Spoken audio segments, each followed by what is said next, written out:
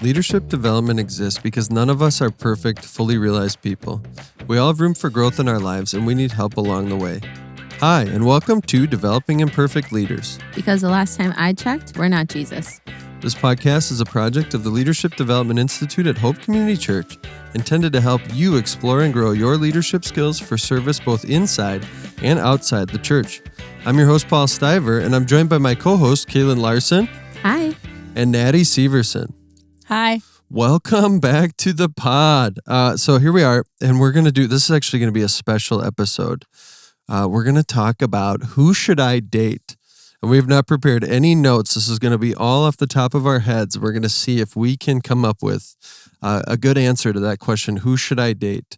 But before we get into it, let's do what we do every week and learn a fun fact about each other. So, Kaelyn, first and foremost, I'm not tell us. I got all one right, on topic. Kaelyn's I've got ready one on to topic. not tell us a fun fact. The most disappointing date I've ever been on, like in terms of like a comically disappointing date, was actually with my now husband. We had met at a retreat for a campus ministry in college, and he obviously showed interest, and so we exchanged numbers, and it's before we had cell phones, so he called me a couple times, and eventually we got a hold of each other. And I was working on St. Paul campus. The University of Minnesota has two campuses, and I was on Minneapolis and he was on St. Paul, and I had to go work over there. I was umping a softball game, and I said, okay, after I'm done umping, I'll come to your dorm room and we'll hang out. And so I come over there, and he's like, oh, I'm just finishing up a paper. And I'm like, oh, okay, great. And he's like, do you want to edit it? And I'm like, sure. Like, he doesn't know me. He doesn't even know if I can read, right? Like, he doesn't know me. Though. I didn't it turns out I'm great. Qualified. Yes, right? very qualified. But he doesn't know that. And he hands it to me, and I kid you not, because he had printed it off for me to do it manually back in the days of us printing things, right? And it was a 15-page paper on MSG. He was a nutrition major. And I was like, oh my gosh, what did I just sign up for? And I was very leery about the future of our relationship, because I was like, he just wants this. What? Yeah. Yeah. Turns out it worked. He made up for it. So If you were going to come up with a list of like things to not do on a first date, asking someone to edit a paper has got to be up there. I was holding back, bursting out with laughter though, because I pictured you in full umpire gear showing up to the date, like wearing the mask and the huge padded vest. No, like you it were was slow behind pitch. the plate. No, it was slow pitch. You don't wear anything that- but just a mask. That would be that would have been almost equal to him asking you to edit a paper at that point. Oh my gosh. I'm going to do a fun fact on dating. Okay. And that this was before I was dating my wife, my now wife. I guess you don't just we didn't get immediately married. Before we were dating though, I was interested in her, but I was like dating other people. And we shared an office at the school that we worked at. And she was also aware that I was dating other people. So she took a phone call with a friend in the office at one point and was like describing a date that she had gone on. And I'm like in the office and I'm bubbling under the skin, like with anger and disappointment and like all this. Like I just want her to date me, but we're not dating yet. It was very much The Office. And so we are, so I'm like in the office and she's on this call. And when she gets off the call, I'm like, maybe we take personal calls outside the office from now on. That was my comment to her. We'd still laugh about it to this day. I was so flustered. We eventually, I can hear because you wanted to date that. her. Right. So all of this conversation. What did she say to you? She was on the phone with someone else. No, when you said maybe we should do this. Nothing. But later when we were actually dating, she was like, that was so ridiculous. And then she's like, you were talking about dating the whole time anyway. So you were like, I was like trying to make her jealous, and then she was trying to reverse make me jealous. Meanwhile, we just liked each other and could have just been direct. Anyway, that's me. Now I feel this pressure that my fun fact needs to be about dating. Tell him about how Kurt asked you out. I was going to do that. Oh yeah, that's a good one. So my now husband, we went to the same church. We obviously still go to the same church. And I was working on a Sunday morning, And he just boldly came up to me as I'm like training someone in on how to do like this volunteer position. And he comes up to me and he's like, "Hey, where's the bathroom?" And it was kind of deserted. It was Yeah, later like, after church. I had noticed him in many areas of the building. So like I was like, gosh. He was stalker. Yeah, he was like kind of following me around, but like trying to like be super discreet as well. So all of a sudden he's like right behind me and he comes up to me. He's like, "Hey, I have a question for you." And in my mind, I'm like, he's going to probably ask like, "Where's the bathroom?" Because like, that's what random people ask. And I was like, "Yeah, sure." And he's like, "Would you be interested in going on a date sometime?" And I was like, yeah. And I was like so caught off guard. And I had just gone on a date the previous night. So then I was in my head of like, can I do that? Like, I just feel so weird. And then I was like, "When are we going to go?" And he's like, "I don't know. I just got to the part of just wanting to ask you out. I hadn't thought about when." And then we eventually figured it out. I think the topper on the cake was the guy you were training in. Was he an intern He at was the time? an intern at the time. He was an intern at the time, and he watched this whole awkward. And I was so flustered by it and just like embarrassed. You probably and- had some lip sweat. Yeah. And so then Call back. once Kurt left, I looked at him and I was like, "Do not tell anybody." And so then I run to Naty's office. "So this just happened. And I told Haley he can't tell anybody." And Naty's like, "Okay, he needs a release valve. So tell him he can at least talk to me about it." And I was like, "Oh yeah, okay, that's smart." I was being very not thoughtful. He was very kind about it. I jokingly asked him about it later, and he was like, "Yeah, it was whatever." Yeah. Oh. That's amazing. I love the idea of Kurt just trying to like loosely follow you around the building for any opportunity, and then finally just calling it and picking a spot and going in for it. Oh, that's so good. And it just highlights the awkwardness of this topic as we even think about this is it's a fun one for us. We're doing it off the cuff because we kind of want to just see what we can come up with and just that might be a more organic conversation. So we're no notes. We're going to dive right in. And we're going to start with actually a leading question, and we'll see what we can do answering this leading question. And the question is, who should I date? So, Naty. Oh my. And obviously, I'm not asking. We're all married, just for a little background. So we're not asking who should we date, but more generally who should one date? One date. Who should one date? Wow, great question. That question is super dependent on where somebody's at in their life, I think, right?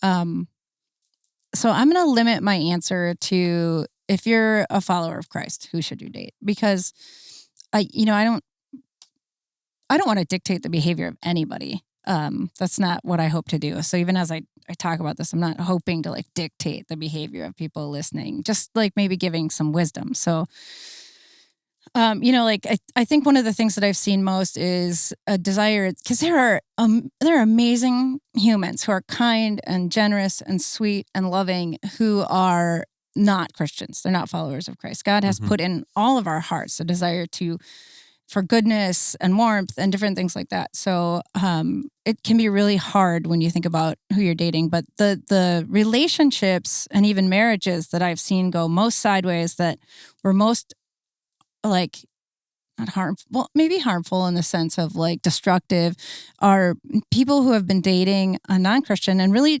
fall in love with a sincerely great person, right? But their faiths aren't compatible, and in the long run, it's what actually shreds the relationship. That disparity in faith, or probably even sadder, is that the person who really was having this relationship with God, it really detrimentally impacted their relationship with God, because you start to begin to value that relationship or your spouse over that relationship with God.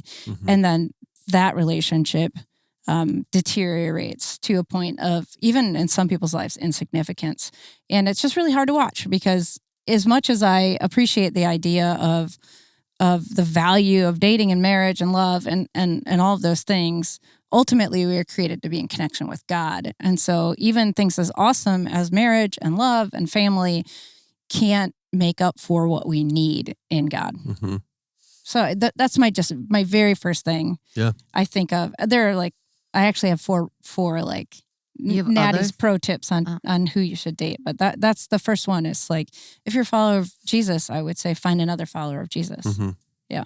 Can I just echo her? Yeah.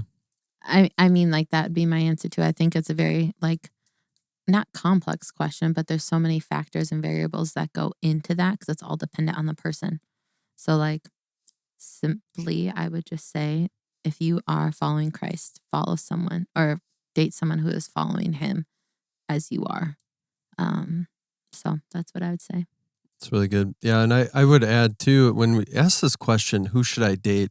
There's almost an implication that you should date. And I want to just highlight that actually the gospel and the Bible is going to put forward an ethic that singleness is also beautiful. Singleness is a good thing that we don't need to. And I say that to say the gospel shows us that the greatest relationship that I need is not another person to satisfy me in a dating relationship or a marriage. The greatest relationship I need is that with God. Naty, you were hitting on this, right? Like, I need to know my Creator. And the way to do that is to know Christ. And that actually is more soul satisfying than any marriage, any person here that could love us could ever be, right? So that there's no spouse greater than knowing Jesus and being in relationship with him.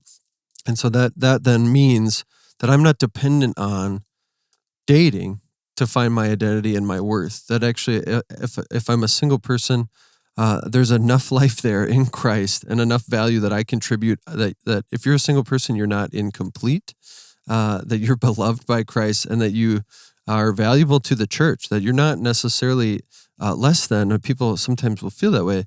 You're not less than because you're not in a dating relationship or in a marriage. And so I say all that to say, kind of hit on what Naty and Kaelyn were touching on, that when we make dating or a relationship central in our lives, God becomes small. And I've seen many people that I've seen walk away from the faith. That's why they do, is they get into a relationship with someone that doesn't follow Christ or doesn't have interest in following Christ, and they choose that over walking with the Lord over the long term. And so, yeah, similarly, kind of a hard word, and yet it is the reality that I've seen over and over in my time as a Christian, that if there isn't a compatibility of faith in Christ, that's going to be a huge challenge to overcome in a relationship. Yeah, I would qualify that too, even with, we're not saying don't have relationships with non-Christians in terms of like friendships, in terms of helpfulness, neighbors, showing real compassion, real love. We're not saying, seclude yourself. We're just saying this dating thing, which ultimately, in theory, leads to marriage, right? Mm-hmm. Is a sort of different sort of playing field that's going to set you up for a different kind of relationship in the long run, than by having Christian friends or non-Christian friends and neighbors that are really beneficial and who you can really genuinely grow in relationship with. Mm-hmm. I was, I'll save it. Okay. Say it. I want to hear, I think maybe this is what you were going to save, but I want to hear it now, if that is what it is. You have pro tips. You have 4 pro tips for dating. And just for those listening, Naty is the director of LDI. Yeah. She's the big wig in the room. What's that for? Just wearing a huge wig, I guess. She's not wearing a giant I wig. often wear huge recently, wigs. It's my thing. recently in Connections, the New York Times game. Oh, great. Big wig. Big wig. Mm-hmm. So Naty, though, has just decorated years and years of leadership development, of ministering to others. And so apparently we're learning. I don't know if I knew this. Naty has 4 pro tips for dating, and she's we got to hear them right now. It's more like 4 pro tips and who you should date. So again, and these are specifically for people who are followers of Christ. And typically men don't ask me who they should date. It's just, they're not coming up to me asking for these tips. So I'm typically talking to women. So if I switch into like language of like, that's, very gender specific. It's not because it can't apply. It's just because that's how I'm used to saying it. And the first one is date a follower of Jesus. If you're a follower of Jesus, it's date a follower of Jesus. Secondly is really like look into if they're like actively pursuing their faith. Yes. If you're actively pursuing your faith, you would like it to mirror them actively pursuing their faith. Mm-hmm. And one of those kind of markers is it would be the third one, would be, are they in like regular accountability with other people besides you? Because we shouldn't become each other's spiritual, like the cornerstone of each other's spiritual life. We need voices in our lives beyond just our spouse, beyond just one person. And so kind of that, are we pursuing people is, are they letting other people into their life? Are they sharing what's actually happening in their lives with other people with sin? Do they have people who they're used to supporting them, and they're showing support to that other person? And you can learn a lot about how they're interacting with people by how they're actually doing their relationships within the church. And then lastly, it's, do they like listen when you talk? I see women who are frustrated because they're married and they're like, my husband doesn't hear what I say. He doesn't listen. And I think we forget to look for that. This is the fourth one. Yeah. Okay. Is that, are they listening when you talk? And that doesn't mean like, do they do everything you say? There's a difference between, oh man, when I say something, Jared does it. He snaps to attention and he does it. But is he considering what I'm saying? And is he, does that have an impact on how he thinks, how he views the world, right? Is he taking that into account?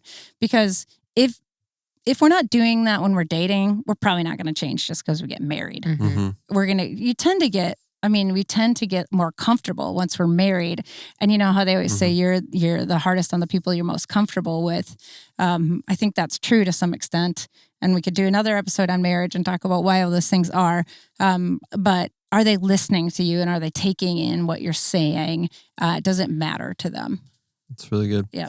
I kind of want to actually use that as the quote of the week. So every week we do a quote of the week and we dissect a thought or an article related to the topic. So I want to use Naty's for pro tips. And as we discuss it, I want to bring it back and go back to it. I want to think through even more. Why does it matter? Or why would that be so important? So let's start again with number 1, which was,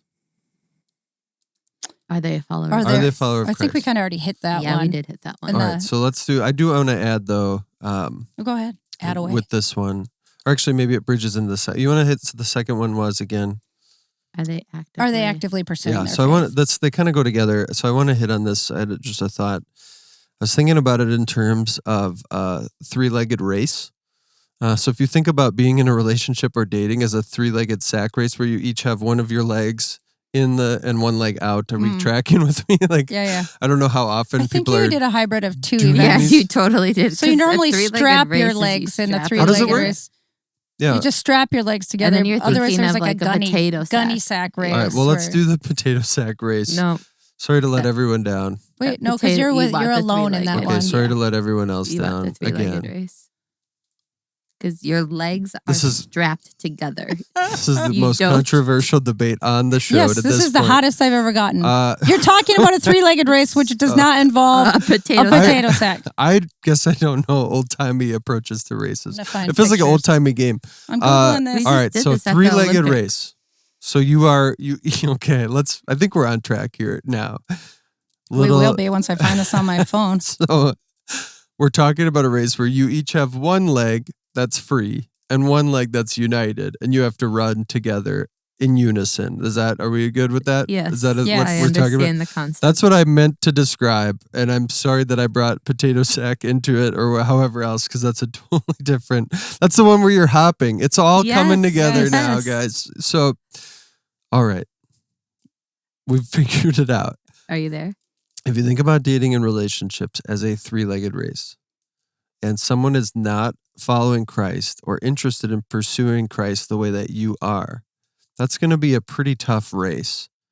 You are going to be running and trying to learn and grow and pursue your faith, and that person you're paired with is going to be possibly resisting you, possibly dead weight, possibly pulling you back, saying, and a practical example might be, let's go to church tomorrow. And they say, wow, I'd really love a day to sleep in. Or let's go to small group tonight. And they say, we've got such a busy week. Right? So you see, there's a bunch of little ways that the decisions could go against pursuing faith instead of actually walking with Christ together. And to think of the inverse, right? Where you're like, let's get in a small group. And they're like, I totally agree. I think we need the extra community and the accountability. I need someone else to talk to besides you, right? So that would be just something I wanted to highlight after we figured out what a three-legged race was, or I guess I figured it out. People on Amazon. But they're in potato sack. But they're not That's together. not a three-legged race. Yeah, that's they're on their All own. right. Well, I'm being led in new ways. Look, it's called developing a perfect leader, so I'm being developed. This is what we get for not planning an episode. Yeah, we get me not knowing what races are and how to do a proper race. Okay. Other thoughts though on the unequally, or so not following Christ at the same energy or the same zeal or passion. I would agree. I think I remember when I did online dating and like I was like, how do I know how if they're actively like pursuing the Lord? And like my first like criteria was like if there's anything in a profile or if they like had like a Christian college that they said, but at the same time that is like zero indication as well. And so yeah, online dating. I'm not anti-online dating because it's hard to meet people. But that'd be tricky. And I did have friends who, when they did online dating, this was their question. And I think I saw a varied approach. And again, I didn't live that world, so I can only like look into it and say what I saw worked for people and what I didn't. And I think a varied approach works. Some people were like, hey, I'm going to go on a few dates. yeah. And I think over that amount of time, some characteristics will emerge. I'll see some character. I'll hear what he or she talks about. Yeah. And then that will kind of become apparent. Or maybe we'll talk about what do we do? Where do we go to church? Or what does that look like for us? What does it look like? But I also then saw the other, like where I think maybe people were cutting certain other people out maybe too quickly because they didn't speak necessarily the language of our church in particular, right? So they're like, if they were really following Christ, they would use this coded language. I was like, no, I don't think that's true either, because we have certain ways we say things that hope you listen to our podcast long enough, you're going to start hearing repeated language like trusted voices and I'm okay in Jesus. We've probably said that a dozen times over the first season. Yeah, narratives and different things like that. You're going to hear that language, and just being careful not to judge a book by its cover or not to judge a book by its cover. You know, like I think either way, does that make sense at all? Yeah.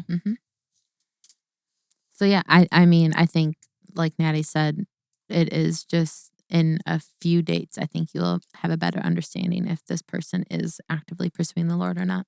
And maybe you'll know that after the first date. It'll become obvious in either direction just based on conversation. But also, it takes some time to get to know people. What if somebody's an introvert? They're not just going to just throw up their whole spiritual life onto the table on a first date. Right. So what an image. It is quite an image.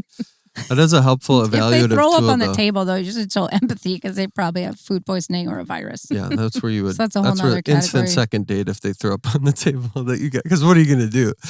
Not date someone because they threw up on the table? That'd be terrible. That'd make you a terrible person. Would that have been the end for you? I don't know. It's like the association.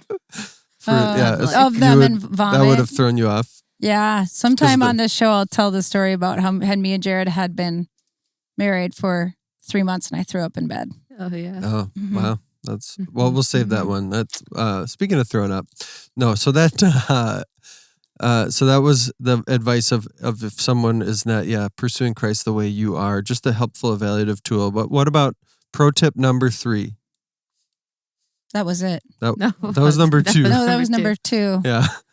Number 3 was do they have other people they're like in accountability with? They have like they can handle a deep friendship. They can do this, right? They've shown that they have, I guess, the relational chops, right? Yeah.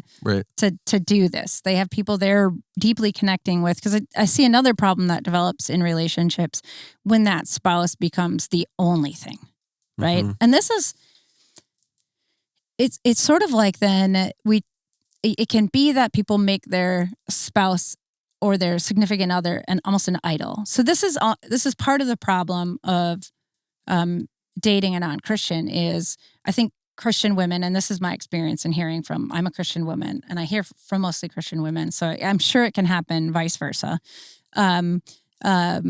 Christian women, it's really enticing to date a non-Christian man because he is not probably looking at God as his object of worship, right? He's looking probably for other things. And it's not that we all do that. Even as Christians, we could have a whole episode on making idols, worshiping things other than God.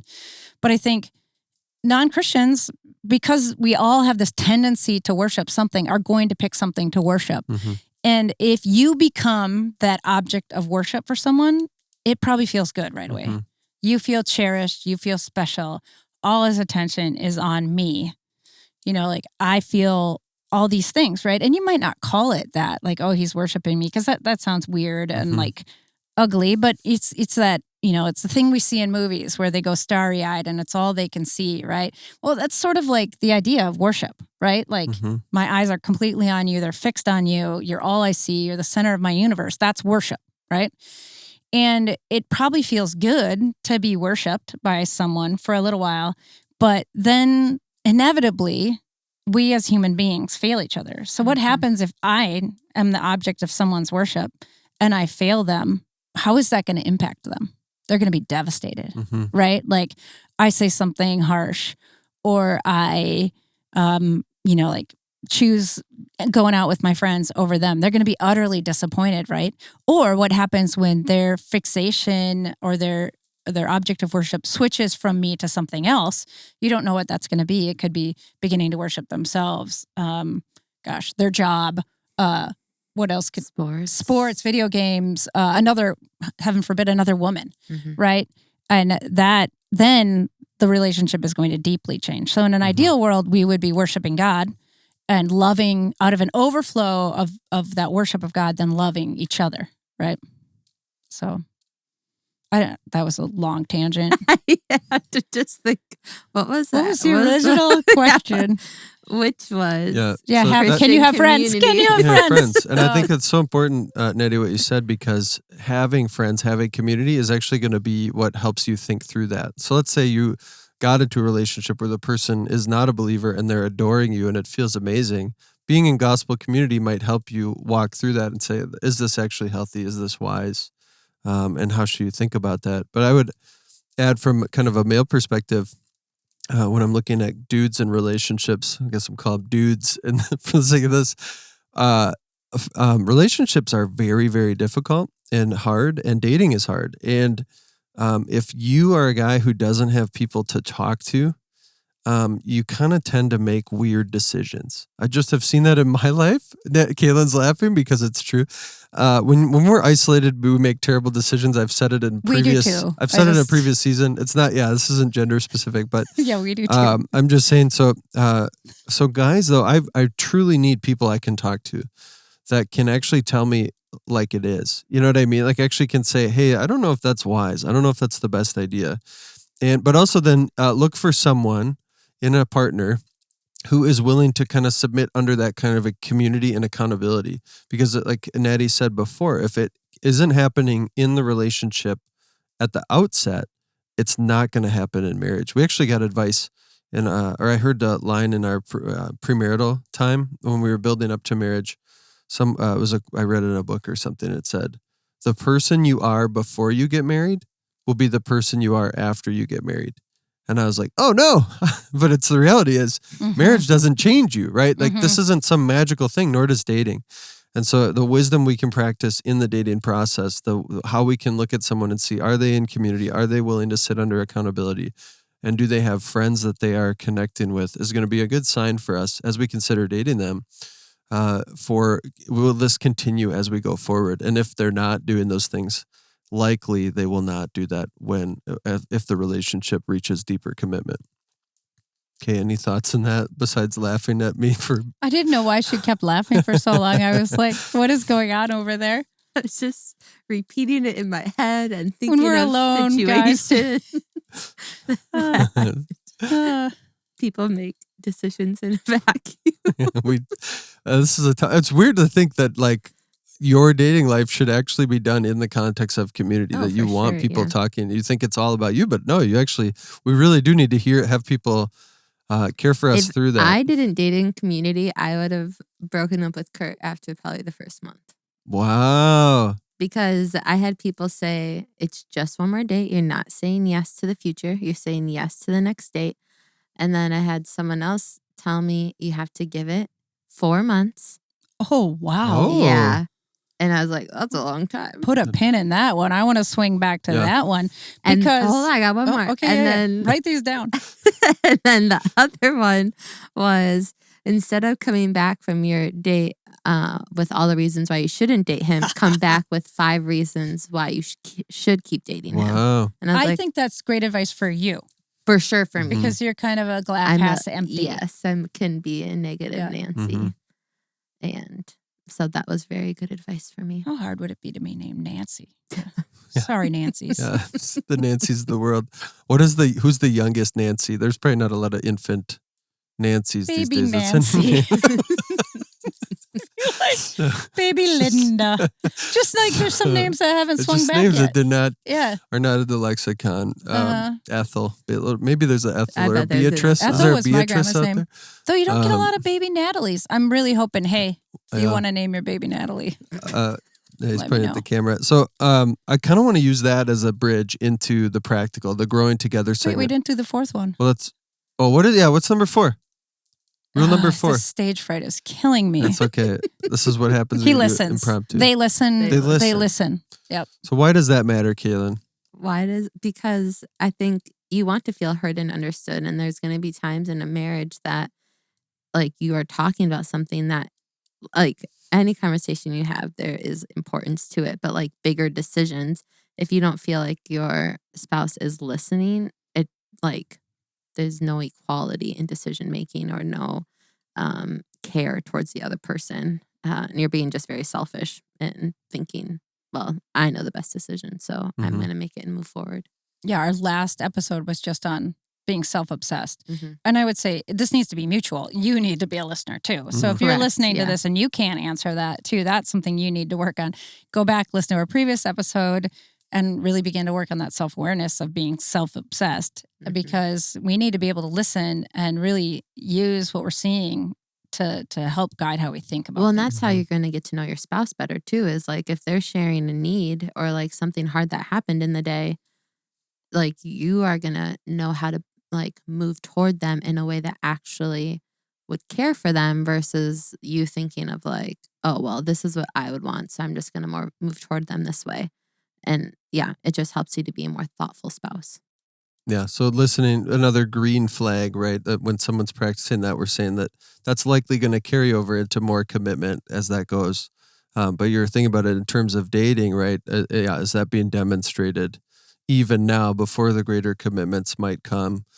Because if it's not, there's got to be a mutual respect there, and not listening to people's shows, there isn't, or that there's at least not a full respect, or that, again, going back to the 3-legged race, if you're not listening to someone, you might even be running the opposite direction of them, and to have that in a more committed relationship is just going to cause pain and problems. So, yeah, that's another one to evaluate, another tool or a pro tip, as they say. I wanted to go back to the advice Kaelyn got and thinking about the practical kind of. So let's say someone has entered into like the beginning stages of a dating relationship.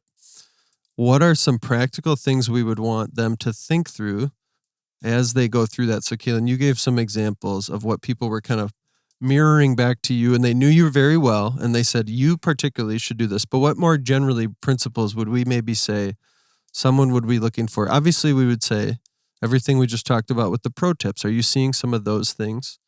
Another one I'd say for evaluating early dating relationship is there genuine connection? Like, is there a spark? Like, or enjoyment. Enjoyment, right? It doesn't have to be, and I think in Christian dating, it doesn't necessarily have to be instant fireworks immediately and all this kind of dramatic love, as much as like, yeah, are we laughing at the same things? Is there some different connection points that we're making that we see this moving in a direction? So that'd be one. I'd love to hear other thoughts you guys have. Yeah, I think what you just said really does sound great. That connection of for me, what are your top values? I think for me, like sense of humor. Like not everyone needs somebody with like a keen sense of humor. It's just not a high value to them. Some people would need like, I need them to like think with me. I need them to like, we need to be able to have these deep conversations. And, you know, like whatever is of high value to you, you want to look for that in another person. Not that they would meet all of your needs or they would do it perfectly. Yeah, because like I actually really value having not deeper. Kurt can go deeper in conversations, but there's like, I'm more of the podcast listener, the book reader, and he doesn't care. So then I'm in book clubs or I like talk about the podcasts that I'm listening with people that I know who are listening to them as well, because then I'm still getting an outlet instead of just relying on Kurt to also fill that need, because there's like many other things that we're connecting on. And so it's like, well, I'll just go talk to my friends about this, and that's fine. But for me, if I couldn't laugh with him, that would be really hard. For sure. So and he doesn't need to be the show-stopping funniest guy in the world, but we need to be able to laugh with each other. What was your initial question? Kind of how do you evaluate an early dating relationship? Yeah, so far we have kind of, is there a connection? Is there shared values?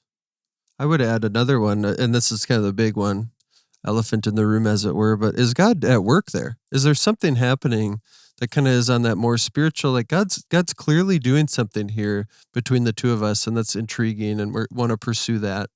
And is he involved in it even, would be maybe a question to ask too, which kind of fits with the tools we talked about. But yeah, other things we would want to say early on that would be helpful for navigating an early dating relationship. And maybe, again, I typically talk to women, but this would be true of men too. Like, trust your spidey sense. That's what we like. That's another hopeism, right? Like, you have this sort of like inner sense. Some people would call it like discernment, your gut.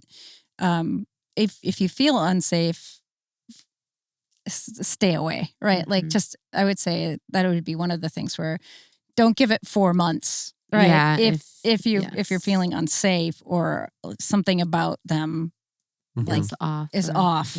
Yeah. So be careful and be cautious, especially in the culture of online dating. But somebody could be a little bit off, either for you personally or just maybe they are an unsafe person. It's hard to know, but just to be safe, in general. And I always say, like, unless there's like no, that's not going to happen. If you're on the fence, the advice I tend to give is give it a few dates, but that's not universal advice either. If you're like, no, that was like super boring, or wow, he said some off-putting things or something, like obviously no. But I would say give it a few dates. I'm curious, why do you think that person gives that 4-month advice as like general advice? No, it was my mom's husband, and she had met him, and it was like the moment he met Kurt, he was like, oh, this is who Kaelyn's gonna marry.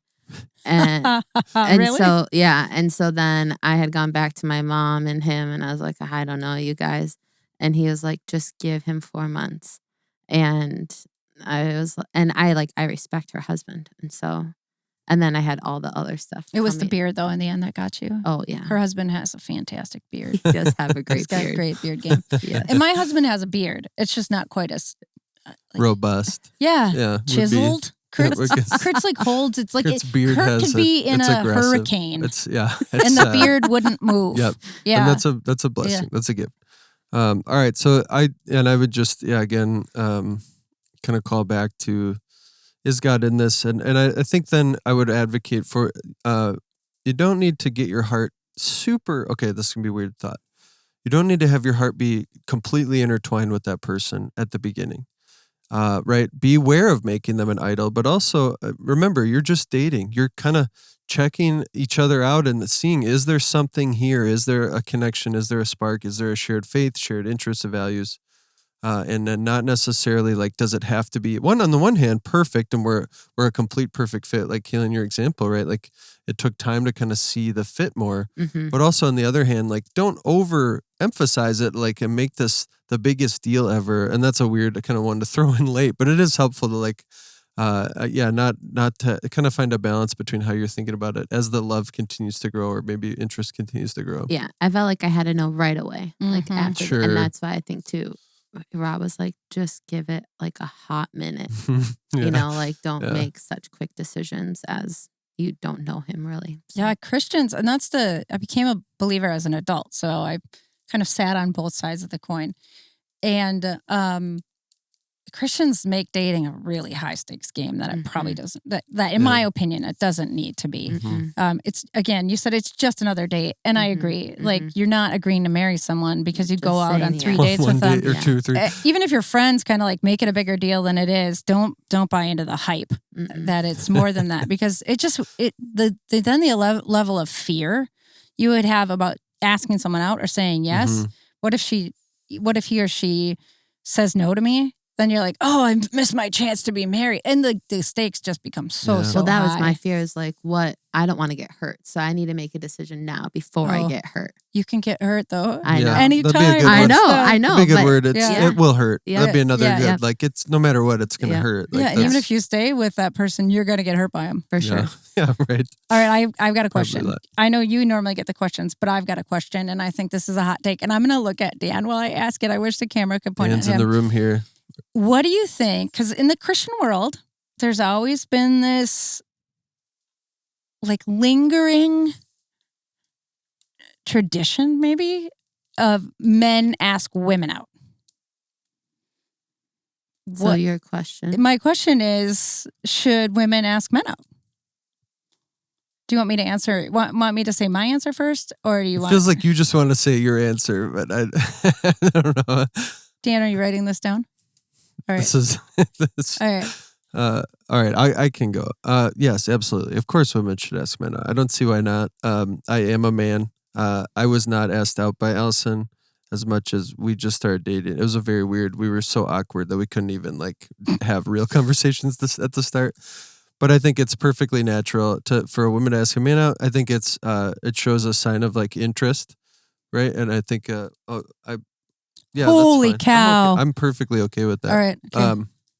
It shows a sign of interest, right? And it shows like, and it's that just puts the impetus on the guy to respond and to see where the direction goes. Kaelyn, your thoughts? I think it's probably dependent on the woman. Like, is she? I don't think it's bad if women ask men out.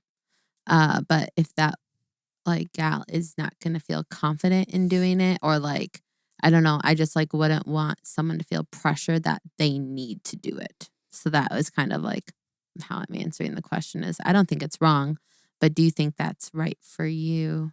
Which feels so like individualistic. And I just wanted to put it out there because I think it's so prevalent in Christian dating. Like, oh, I can't ask him out because blah blah blah. And I would love to see responsibility on both ends. You know, like, what if that person asks you out? Could you ask them out next? Could you plan the next date? I totally. Could you? Yes. But even like initiating. What if you had gone to Kurt and shown interest? Like, people kind of, like traditionally in the church, and probably in more conservative circles, obviously that's kind of frowned upon. And I've always questioned that as like, why is that frowned upon? Because you're both eventually going to have to say yes anyway.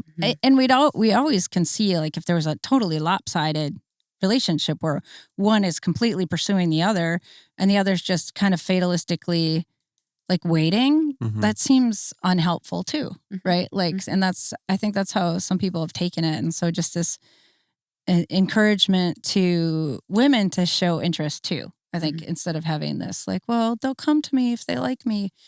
That's really, if I was sitting in the shoes of the person who was doing the asking out, that would be really frustrating to not have any indication of whether somebody would say yes to you because you have no clue of whether they're interested or not. Yeah. Yeah. And if we're thinking about dating as seeing what God's up to, seeing if there's a spark, seeing if there's shared interests and chemistry, then that would perfectly match with those kind of things, because it could be either person kind of wanting to say, hey, is this a possibility? And then let's go on a date. Let's go on a couple of dates to see if there is something here that is worth pursuing and moving toward commitment. So, and if it's low stake, your heart is not devastated. Yeah, sure. right. Right. So it's that. So that's all we're going to do for today. I think because we have opened up almost more cans of worms, I think, than what answers we actually gave. And so if you have listened to this podcast, and I know we have our outro is going to say this too, but if you listen to this and you're like, I have dating questions and I demand answers, you can email ldi@hopecc.com. We'd love to hear your questions or other questions on this topic you'd like us to consider. But also, we'd love to hear feedback from you, or if you're like, you said this and I don't know if I agree, we'd love to hear us. So email us. We'd love to chat further about this. Well, that wraps up our conversation for today, but we want to keep connecting with you. So thank you for listening to the podcast. And if you like what you heard, be sure to follow our show and leave a review. We love connecting with our listeners. So if you have questions, comments, or topic ideas, please email us ldi@hopecc.com. LDI is a ministry of Hope Community Church based in Minneapolis, Minnesota.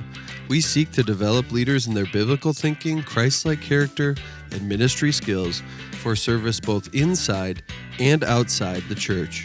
We do this through internships, classes, seminars, and retreats. If you're interested in learning more about our internships or other opportunities, visit ldi.hopecc.com or email ldi@hopecc.com. Have a great week.